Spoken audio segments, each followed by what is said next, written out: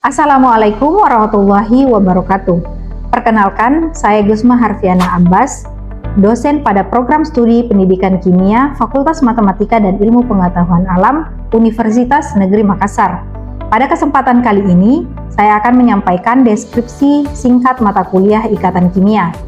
Mata kuliah Ikatan Kimia merupakan mata kuliah dasar yang sangat penting dalam bidang kimia. Mata kuliah ini diprogramkan pada semester 3 dengan bobot 2 SKS. Mata kuliah ini mempelajari bagaimana atom-atom saling berikatan, membentuk molekul, teori-teori yang menjelaskan ikatan kimia, bentuk molekul, serta hubungan struktur molekul dengan sifat-sifat fisika dan kimia suatu zat.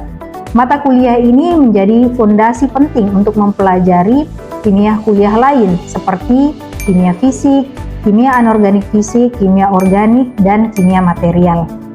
Adapun materi yang akan dipelajari selama 1 semester dalam mata kuliah ini meliputi yang pertama, mengenai orbital atom dan orbital molekul, yang kedua, mengenai ikatan kovalen, yang ketiga, mengenai ikatan ionik, yang keempat, gaya antar molekul dan ikatan hidrogen, yang kelima, ikatan logam, dan yang terakhir, senyawa kompleks. Adapun capaian pembelajaran mata kuliah ini ada 4. Yang pertama, memahami, menerapkan, dan menganalisis konsep ikatan kovalen pada berbagai macam senyawa atau zat. Yang kedua, menerapkan dan menganalisis konsep ikatan ionik pada berbagai macam senyawa atau zat dan pengaruhnya terhadap sifat-sifat fisika maupun kimia. Yang ketiga, menentukan dan menganalisis konsep interaksi molekul pada berbagai macam senyawa atau zat dan pengaruhnya terhadap sifat-sifat fisika maupun kimia. Yang keempat, menganalisis dan menilai konsep ikatan logam, struktur kristal logam, sifat logam, serta hubungannya dengan senyawa kompleks. Adapun metode perkuliahan yang digunakan dalam mata kuliah ini menggunakan blended learning, yaitu 70% luring dan 30% daring. Untuk sistem pembelajaran daring maupun luring, kami menggunakan LMS bernama SyamOke yang disediakan oleh Universitas Negeri Makassar. LMS ini digunakan untuk mengisi daftar hadir oleh mahasiswa secara mandiri, mengumpulkan tugas, mendapatkan materi PPT, modul, maupun video pembelajaran. Nah, metode pembelajaran yang digunakan diantaranya adalah case method, problem based learning, project based learning, metode ceramah, diskusi, dan tanya jawab. Metode yang digunakan setiap pertemuan itu dapat berbeda tergantung dari materi yang dibawakan. Adapun bobot penilaian dalam perkuliahan ini terdiri dari partisipasi aktif dari mahasiswa sebanyak 20%, tugas proyek sebanyak 30%, tugas sebanyak 5%, kuis sebanyak 5%, UTS 20%, dan UAS 20%. Bobot penilaian ini sesuai dengan kesepakatan bersama dengan mahasiswa saat kontrak perkuliahan pada pertemuan pertama perkuliahan. Nah, baik, itulah tadi deskripsi mata kuliah Ikatan Kimia. Selanjutnya, saya akan menayangkan video proses pembelajaran Ikatan Kimia pada pertemuan ketiga. Terima kasih dan selamat menyaksikan. Assalamualaikum warahmatullahi wabarakatuh. Waalaikumsalam warahmatullahi wabarakatuh. Dan selamat pagi mahasiswa sekalian. Selamat pagi, Ibu. Alhamdulillah, pertama-tama tentunya puji syukur senantiasa kita panjatkan kehadirat Allah Subhanahu wa taala. Kita masih diberi kesehatan untuk melanjutkan perkuliahan pagi ini. Salawat serta salam senantiasa kita kirimkan kepada Rasulullah SAW. Perkuliahan hari ini semuanya sehat? Sehat. Alhamdulillah sehat ya. Oke, sebelum kita masuk ke materi seperti biasa, kita berdoa terlebih dahulu menurut agama dan kepercayaan masing-masing. Berdoa dipersilahkan. Selesai. Baik, silahkan isi daftar hadir di SyamOke seperti biasa ya. Jadi buka SyamOke, kemudian silakan isi daftar hadirnya.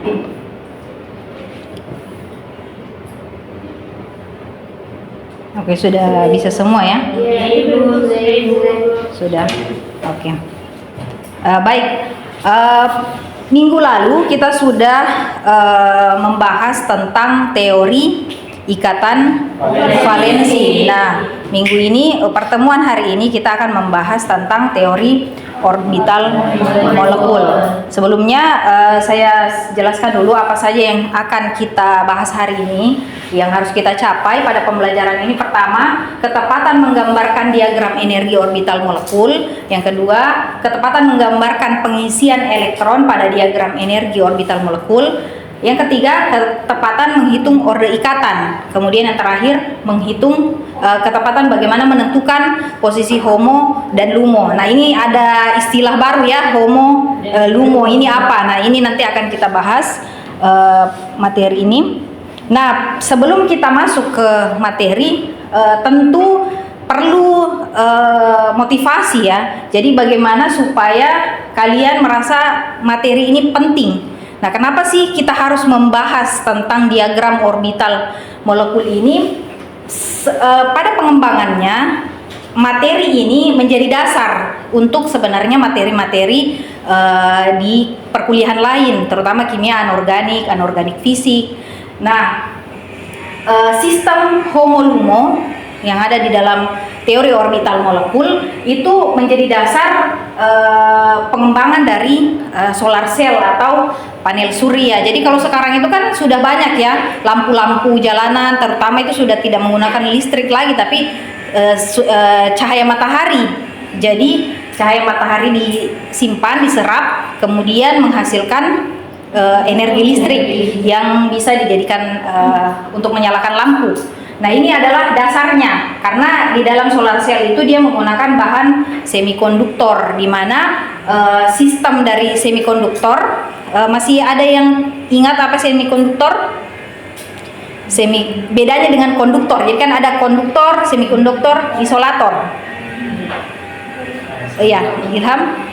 Kalau semikonduktor itu sendiri itu adalah suatu benda yang daya hantar listriknya berada di antara isolator dan juga konduktor murni, Bu. Ya. Jadi dia dapat mengantarkan arus listrik, tapi dengan kekuatan yang tidak sekuat dengan konduktor asli, Bu.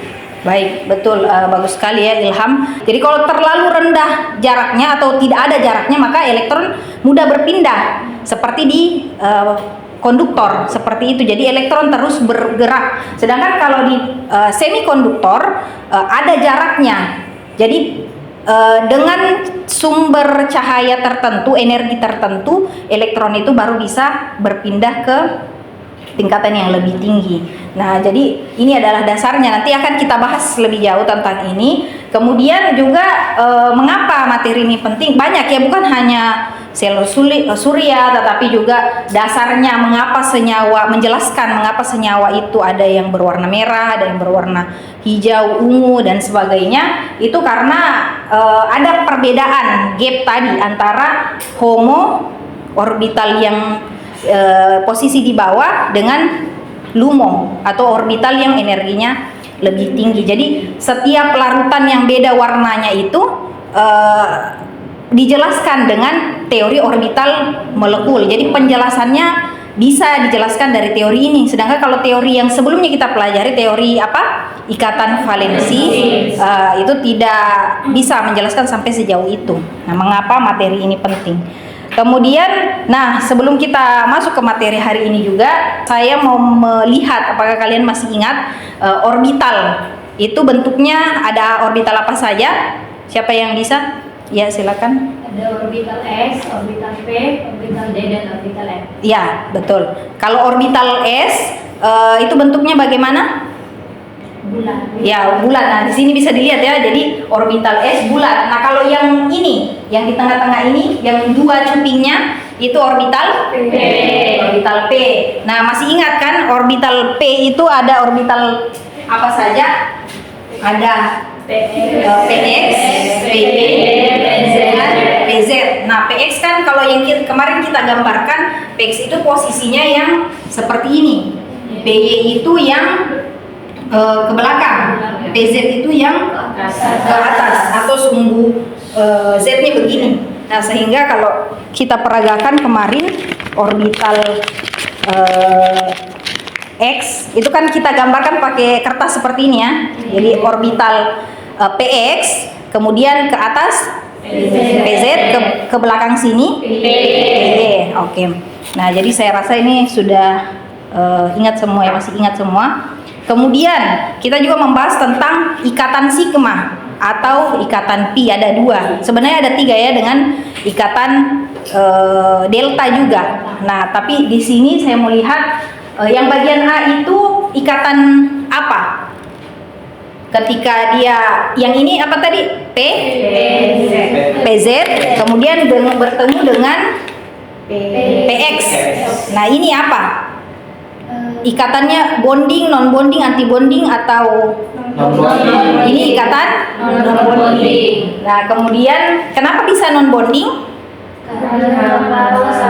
Oke, satu orang yang ya. Karena yang berikatan itu bagian kepala sama bagian tubuh. Oke, ya, jadi dia bisa terjadi ikatan ketika simetrinya sama, di mana simetrinya sama bisa head to head atau kepala dengan kepala, itu ikatan sigma, atau side to side di mana sisi dengan sisi, atau ikatan pi. Oke, jadi B itu non bonding. Yang C seperti ini sigma, ikatan sigma. Oke, saya rasa sudah masih ingat semua ya. Kalau begitu kita bisa lanjut materi hari ini. Yang sebelumnya kita membahas tentang teori ikatan valensi. Nah, jadi teori ikatan kovalen seperti saya sebutkan bahwa ada dua ya. Yang pertama teori ikatan valensi, kemudian yang hari ini kita pelajari teori orbital molekul. Oke, teori ikatan valensi itu apa sih? Jadi teori ikatan valensi ini adalah di mana terjadi ikatan kovalen antar atom dengan atom, tetapi yang terlibat hanya elektron valensi. Jadi kalau elektron valensi berarti elektron di kulit luar. Jadi, nah, tetapi kalau teori orbital molekul itu berbeda. Ya, ini yang minggu lalu kita bahas ya.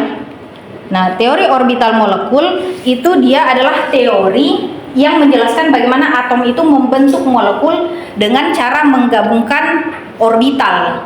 Nah, orbital itu kan tadi masih ingat ya, S itu bentuknya bulat, P itu bentuknya yang dua cupingnya kayak seperti ini, ke atas, ke bawah.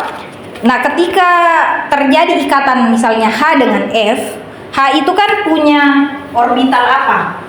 H itu kan 1s1 ya konfigurasinya, F ini 1s2, 2s2, 5. Nah, berarti kan ini kan ada orbital S-nya, ini juga ada orbital S. Orbital S tadi bulat ya. P ini ada PX, PY, PZ. Berarti ada yang seperti ini, ada yang begini, ada yang seperti ini. Nah, ketika terjadi ikatan H dengan F, maka orbital ini bukan cuma orbital S dengan misalnya ini saja yang berinteraksi, tetapi orbitalnya bergabung. Orbitalnya bergabung menjadi orbital molekul. Nah, kita lihat ilustrasinya. Sudah saya masukkan di Syam OK juga. Nah, ini. Nah, ini kan ilustrasinya dari orbital S di tengahnya, kemudian di luarnya adalah orbital 2S, kemudian ditambah lagi orbital P. Nah, jadi orbitalnya sudah tumpang tindih. Nah, jadi itu yang terjadi ketika dalam teori orbital molekul. Jadi orbitalnya itu sudah bergabung dalam satu molekul, tidak ada lagi H dengan F, tetapi mereka satu kesatuan. Mereka bergabung ya, membentuk orbitalnya melebur. Di sini kita bisa lihat. Nah, yang pertama yang perlu kita tahu adalah di teori ini dia tidak menggambarkan orbital-orbitalnya lagi karena bentuknya sudah kompleks ya, sehingga menggunakan diagram orbital. Jadi diagram orbital di sini, contohnya di sini adalah atom H, di mana ketika ada satu atom H berikatan dengan satu atom H yang lain membentuk H2, maka ini kan orbital dari H yang pertama, yang itu orbital dari H yang kedua. Orbital apa orbitalnya H? Orbital S. Yang H itu juga orbital S. Nah, ketika orbital S bertemu dengan orbital S membentuk ikatan sigma. Jadi ikatan sigma ya. Nah, jadi ketika orbital S dengan S membentuk satu orbital sigma, maka dia akan membentuk juga orbital sigma anti bonding. Nah, kalau ini menunjukkan tingkatan energi. Jadi ini energi ya. Energi. Jadi ke atas berarti energinya lebih tinggi. Nah, berarti mana kira-kira yang lebih rendah atau lebih tinggi energinya? Yang sigma atau sigma bintang? Mana yang lebih tinggi energinya? Sigma anti bonding atau dikasih simbol sigma bintang. Jadi energi ini lebih tinggi. Kalau lebih tinggi itu lebih stabil atau tidak stabil? Lebih tidak stabil. Lebih tidak stabil. Artinya yang lebih stabil adalah ikatan bonding. Mungkin saya gambarkan di papan tulis ya supaya bisa dilihat, dicoret. Kemudian yang terakhir 2P. 2P itu orbitalnya ada 3. 1, 2, 3. PX dengan PX itu membentuk ikatan sigma. Kalau PZ dengan PZ pi. Kalau ini PY dengan PY ikatan pi juga. Berarti dalam antara PX dengan PX membentuk satu ikatan sigma. Ini sigma. Kemudian berarti kalau ada sigma ada sigma anti bonding. Kemudian PY dengan PY tadi membentuk ikatan pi. Nah, kemudian kita setelah sudah bisa membuat diagramnya, jadi ini adalah orbital atom. Yang ini orbital atom. Sedangkan yang di tengah ini adalah orbital molekul. Kita ketika mengisi elektron di orbitalnya itu mengikuti tadi aturan kaidah Aufbau, di mana pengisian itu dimulai dari yang terendah energinya. Totalnya 16. Jadi di total semua dulu 16 baru diisi. Berarti 1, 2, 3, 4, 5, 6, 7, 8, 9, 10. Nah, di sini 1 dulu, 11 baru 12. Nah, 1 dulu baru berpasangan 14. Selanjutnya adalah setelah kita sudah bisa menggambar diagramnya, berarti ini sudah diagram orbital molekulnya, maka selanjutnya kita perlu menghitung orde ikatan. Nah, orde ikatan itu dihitung dari berapa total elektron bonding dikurang elektron anti bonding dibagi 2. Nah, di sini yang bonding itu ini ya, yang ini 2, yang mana lagi? Yang sigma. Ini 4, kemudian ini 6, pi ada 10. Berarti totalnya ada 10. Nah, berarti orde ikatannya adalah 2. Nah, sampai sini ada yang mau ditanyakan? Sampai sini masih paham ya? Oke, belum ada pertanyaan. Kita lanjut. Oke, kalau lebih dari 12 elektron volt maka tidak terjadi ikatan. Oke, kita lihat seperti apa. Nah, misalkan ini HF ya, kita gambarkan di sini. Mungkin ini mau dicatat dulu atau difoto. Oke, sudah ya. Kemudian HF. Jadi di sini kita gambarkan. Kemudian bagaimana menghitung orde ikatannya? Ada yang bisa menghitung orde ikatannya?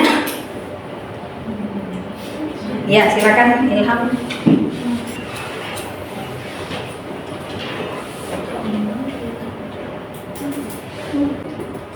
Ya, baik. Bagaimana yang lain? Sudah setuju dengan jawaban Ilham? Setuju ya. Ya, bagus sekali, kita beri aplaus dulu untuk ya, bagusnya tidak terkecoh. Nah, di sini kan ada non bonding, yang ini juga non bonding. Sedangkan yang harus kita ingat menghitung orde ikatan adalah bonding dikurang anti bonding. Nah, sekarang silahkan kalian coba kerjakan sendiri bagaimana diagram orbital dari CO. molekul CO. Oke, sudah selesai semua? Sudah Ibu. Sudah, Ibu. Oke, silakan salah satu siapa yang bisa mengerjakan? Oke, silakan.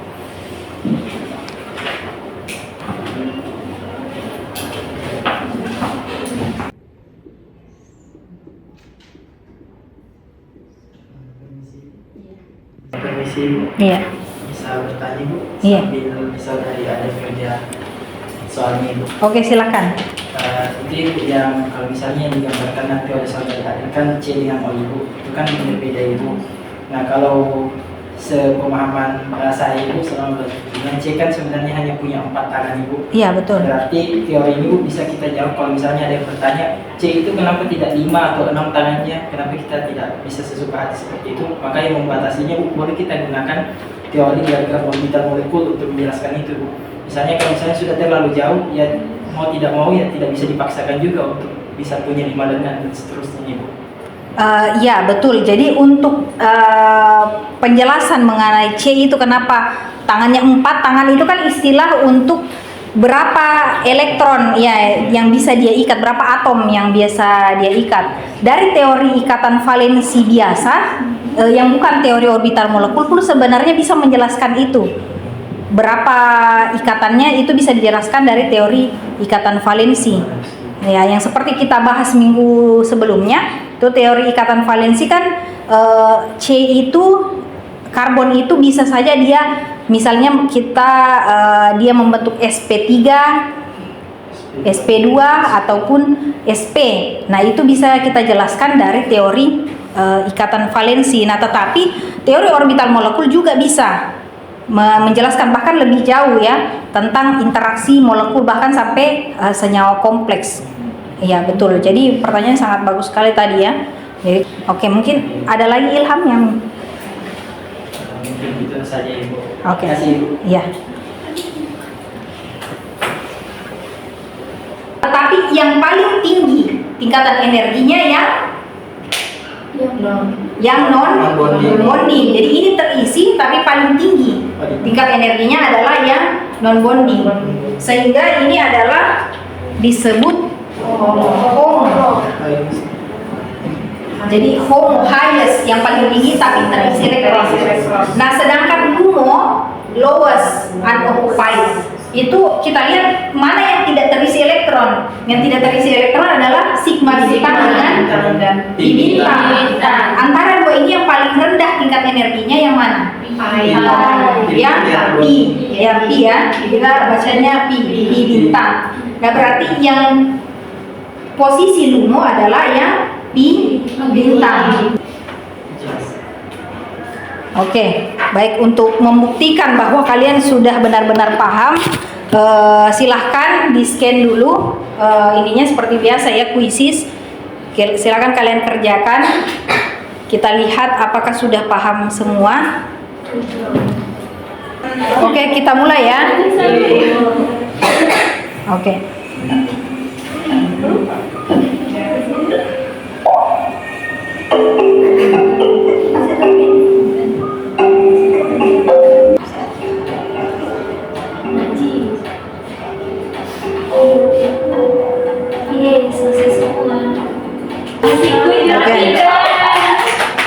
Ya, sudah selesai ya kuisnya, dan saya lihat tadi rata-rata sudah paham dengan materi yang kita bahas hari ini, dan jadi dari sini bisa dilihat bahwa mayoritas dari kelas sudah paham dengan materi 4 dari tujuan pembelajaran yang tadi kita bahas. Nah, sekarang sebelum kita tutup, perlu ada kesimpulan dulu dari adik-adik mahasiswa sekalian. Mungkin ada satu orang yang ingin memberikan kesimpulan. Jadi ada 4 tadi ya capaian yang harus kita capai pada pembelajaran hari ini. Pertama, bagaimana menggambarkan diagram orbital molekul, bagaimana pengisian elektron, bagaimana menentukan order ikatan, dan bagaimana menentukan HOMO dan LUMO. Nah, mungkin yang pertama dulu siapa yang bisa, silakan. Ya, jadi diagram orbital molekul itu adalah untuk visualisasi struktur elektron dalam molekul itu sendiri untuk memprediksi kestabilan dari ikatannya, untuk menunjukkan bagaimana orbital atom itu bergabung membentuk orbital molekul ketika dua atom itu berikatan. Ya, betul, bagus sekali. Jadi intinya adalah bagaimana menggambarkan diagram orbital ini adalah diagram yang bisa menunjukkan bagaimana ikatan antar atom yang digambarkan dengan penggabungan orbital-orbital atom membentuk orbital baru, yaitu orbital molekul. Kemudian yang kedua tentang pengisian elektron, siapa? Ya, silakan, siapa yang bisa? Ya. Terima kasih kesempatannya Ibu. Untuk pengisian elektron sendiri pada diagram orbital molekul itu tadi sudah kita pelajari bersama, ada aturan Aufbau dan juga Hund, dimana kalau Aufbau itu mengatakan bahwa untuk pengisian elektron kita mulai dari yang energinya paling rendah, kemudian dilanjutkan selanjutnya ke bagian yang energinya tertinggi.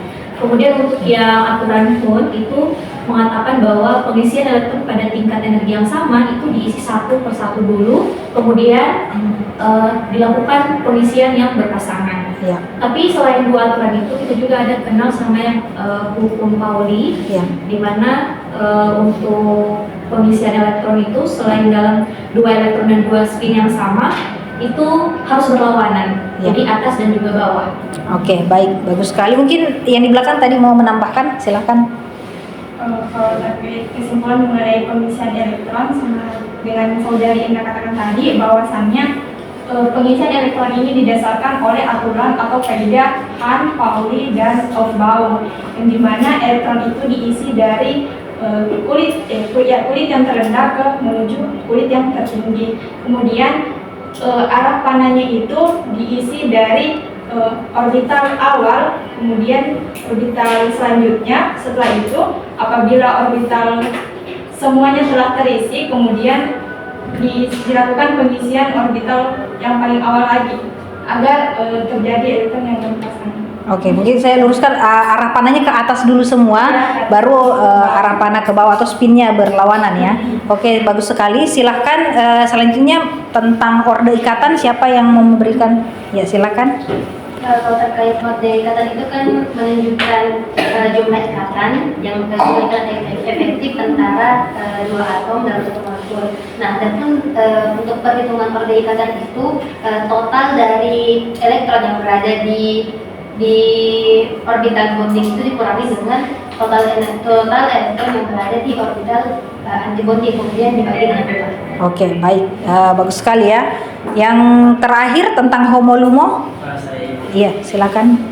Homolumo itu adalah salah satu konsep yang juga dipelajari dalam teori orbital molekul, di mana itu akan menggambarkan dan memberikan kita deskripsi terkait bagaimana reaktivitas suatu senyawa saat membentuk molekul, kemudian bagaimana reaksi senyawa tersebut terhadap materi maupun energi dalam hal ini adalah foton atau cahaya, dan materi dalam hal ini terhadap sesama zat antara zat kimia yang satu dengan zat kimia yang lainnya. Baik, bagus sekali Ilham. Nah, itu tadi sudah ada 4 kesimpulan ya dari 4 tujuan pembelajaran yang memang kita rencanakan di awal, tentang bagaimana membentuk diagram orbital, pengisian elektron, bagaimana orde ikatan, menghitung orde ikatan, dan bagaimana menentukan HOMO dan LUMO. Baik, itu saja perkuliahan kita hari ini. Nah, untuk pekan depan kita akan membahas tentang teori VSCPR. Jadi saya harap kalian sudah belajar membaca-baca tentang apa itu teori VSCPR dan bagaimana menggambarkan struktur Lewis untuk materi selanjutnya. Baik, kita tutup. Assalamualaikum warahmatullahi wabarakatuh. Waalaikumsalam warahmatullahi wabarakatuh.